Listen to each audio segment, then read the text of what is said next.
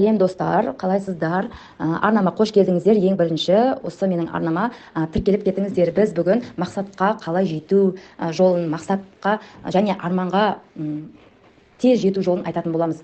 Негізі арман деген құр қиял болып көрінгенмен, оны біз армандар орындалады деп көптеген адамдар айтады ғой, мидағы барлық болып жатқан суреттердің барлығы шынайы өмірде де болады. Біз болмайтын нәрсені ешқашан орындамаймыз. Ең бірінші мақсатты, арманымызды орындату үшін ең бірінші бізге мақсат керек, айқын болу керек. Мысалы, алдыңызға қойған қандай мақсатыңыздың қандай екенін біліп алыңыз. Мысалы, осы уақытқа дейін бір арман болады ғой. Енді сіз машина қалайсыз, қандай машина? Мысалы, Toyota машинасы болса, сіз Toyota машина керек деп армандамай, оның түсін, оның номерін, қай жерде музыка қосылатынын және тіпті қалай отыратыныңызды, есікті қалай ашатыныңызды, осылардың барлығын бірге армандау керек. Ал екінші, мақсат жолында альбомыңызды жасаңыз. Мысалы, жаңағы айттым ғой, басқа елге саяхаттағыңыз келсе, мысалы Москваға саяхаттағыңыз келсе, осының суретін шығарып бөлмеңізге үнемі көретін жерге қойып қойыңыз. Суретін шығарып іліп қойыңыз. Және бір ғана сурет емес, көптеген суреттер жинап үнемі көз алдыңызда тұратын жерлерге іліп қойыңыз. Одан кейін сол суретке қарап, мақсатқа жеттім деп, сол жаққа бардым деп армандаңыз. Одан кейін үшінші, сіз қандай рахатқа бөленетініңізді ойлаңыз. Сіз мақсатқа жеткен кезде қандай күй кешетініңізді, рахатқа бөлегеніңізді, рахаттанып жатқаныңызды, риза болып, осындай сезімдердің барлығын көз алдыңызға елестетіңіз. Мысалы, Москвада жүрген кезде көшелермен жүресіз, Москва мысалы суық қала, қар деген сияқты, осындай сияқты ойласаңыз, типа осындай көшелермен жүріп бара жатқандарыңыз, осы Москва қаласындағы бір сауда дүкеніне, мысалы күшті бір атақты сауда дүкеніне кіріп зат сатып алып жатқаныңызды барлығын көз алдыңызға елестетіңіз.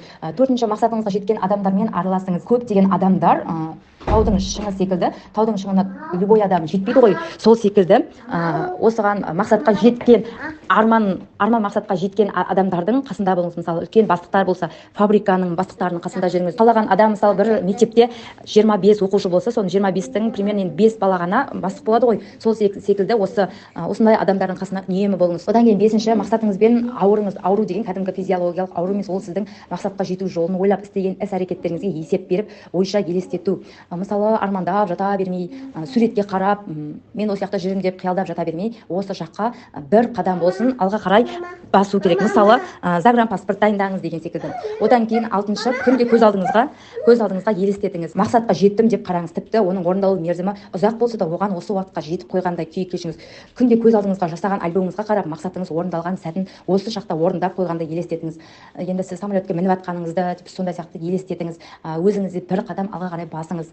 Өзіңіз Москваның қандай қалалары бар, неше адамдар бар деген сияқты іздеп меңгере беріңіз. Одан кейін жетіншісі, қорқыныштарыңызды алып тастаңыз. Ойыңыздан мен ондай бола алмаймын, оған қол жеткізе алмаймын деген сияқты нәрселердің барлығынан мүлдем бас тартыңыз. Мысалы, мен орыс тілі білмеймін, өйткені неге бара алмаймын, Москваға бара алмаймын деген сияқты нәрселерді алып тастаңыз. Оның орнына мен қасыма білетін адамды ертіп жүремін деген секілді, немесе мен сөздік дәптер сатып аламын, осыған қараймын деген секілді, осындайлар жаман сөздердің орнына осы сөздерді ауыстырыңыз. Одан кейін ең соңғысы, жалқаулыққа жол бермеңіз. Мен өз мақсатыма жетем деген соң оған жоспарлы түрде әрекет ету керек. Бүгін қоя берші, ертең істей саламын деген болмайды. Бір істі бастап екіншіге көшкен тағы қажет емес. Ойыңыздағының бәрін бір жүйеге салып, жоспар жасаңыз. Оны іске асыруда жалқаулықты алып тастаңыз. Осы 8 мақсатқа жету жолындағы 8 іс-әрекетті жасасаңыз, мақсатыңыз, армандарыңыз орындалады. Ал сіздің мақсатыңыз қандай және оған жету жолында не істеп жүрсіз? Сіз де өз мақсатыңызбен, сіз өз ойыңызбен бөлісе кетсеңіз комментарийге. Дәл осындай пайдалы кеңестер ұнаса, лайк басып,